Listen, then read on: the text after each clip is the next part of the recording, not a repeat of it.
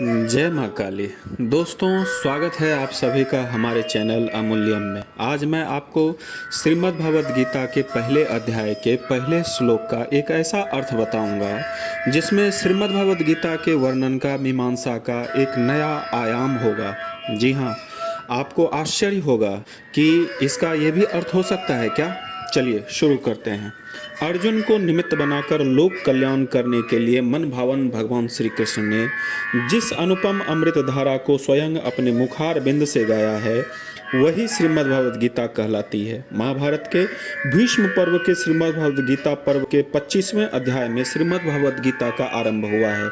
एक विशेष जरूरी बात जो सामान्यतया ध्यान में नहीं आती वो यह है कि प्रत्येक अध्याय के समाप्ति पर जो पुष्पिका बोलते हैं, जैसे ओम तत्सत इति श्रीमद्भगवद गीता सुपनिषत्सु ब्रह्म विद्यायां योग शास्त्रे श्री कृष्ण अर्जुन संवादे यथा योगो नाम यथा अध्याय कहा गया है।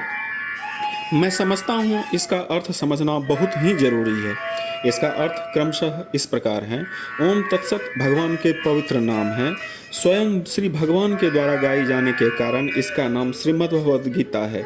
इसमें उपनिषदों का सार तत्व संग्रहित है और यह स्वयं भी उपनिषद है, इससे इसको उपनिषद कहा गया है। निर्गुण निराकार परमात्मा के परम तत्व का साक्षात्कार कराने वाली होने के कारण इसका नाम ब्रह्म विद्या है।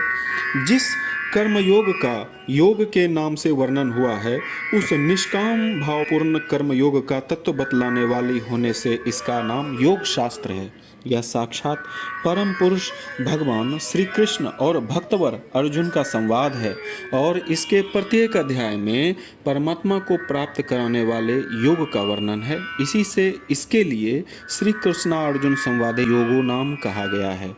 दोस्तों, अगर अभी तक आपने हमारे चैनल को सब्सक्राइब नहीं किया है तो सब्सक्राइब करें और लाइक शेयर करें और आगामी वीडियो की जानकारी के लिए बेल आइकन को दबाएं। चलिए शुरू करते हैं।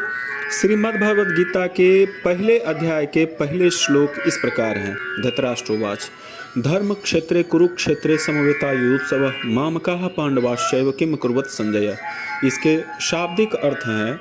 धृतराष्ट्र ने कहा, हे संजय, धर्म भूमि कुरुक्षेत्र में युद्ध की इच्छा से एकत्र हुए मेरे तथा पांडु के पुत्रों ने क्या किया।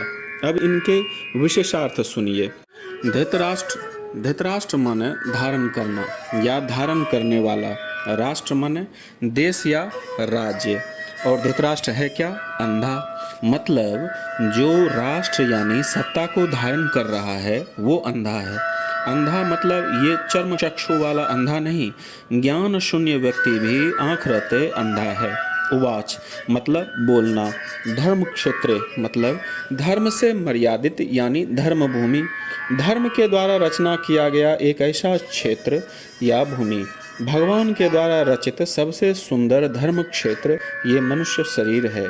कुरुक्षेत्रे, कुरु माने करने योग्य या कर्तव्य, क्षेत्र माने जगह या भूमि, और इसी शरीर के द्वारा मनुष्य करने योग्य धर्मयुक्त कर्तव्य करता है।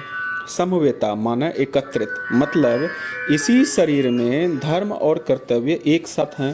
युत्सव युद्ध करने की इच्छा से, मतलब इसी शरीर में धर्मयुक्त कर्तव्य और अकर्तव्य का द्वंद्व यानी युद्ध चलते रहता है। मामका मेरे मतलब कौरव, जिनके सारे कर्म धर्म के विपरीत हैं और वो 100 हैं, मतलब इसी शरीर में सैकड़ों दुर्गुण भी हैं। पांडवाश्चैव, पांडव मतलब 5 हैं, ये 5 इंद्रियां हैं। चौ माने और, एव माने निश्चय ही, किम माने क्या, अकुर्वत माने किया, संजय माने विवेक।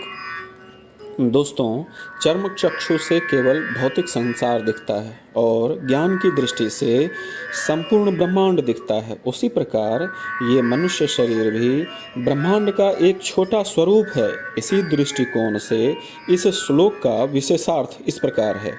इस शरीर में स्थित अंधे मन ने विवेक से पूछा, 5 इंद्रियों और सैकड़ों दोषों के बीच युद्ध का धर्ममय कर्तव्य क्या है। दोस्तों, है ना ये बिल्कुल अलग सा भावार्थ जो शरीर में क्रमशः मन बुद्धि, कर्तव्य और अकर्तव्य के बीच का तारतम्य परिभाषित करता है। दोस्तों, आपको यह प्रस्तुति कैसा लगा? कमेंट बॉक्स में ज़रूर बताइए। हमें आपके प्रतिक्रिया का बेसब्री से इंतज़ार रहेगा। जय माँ काली।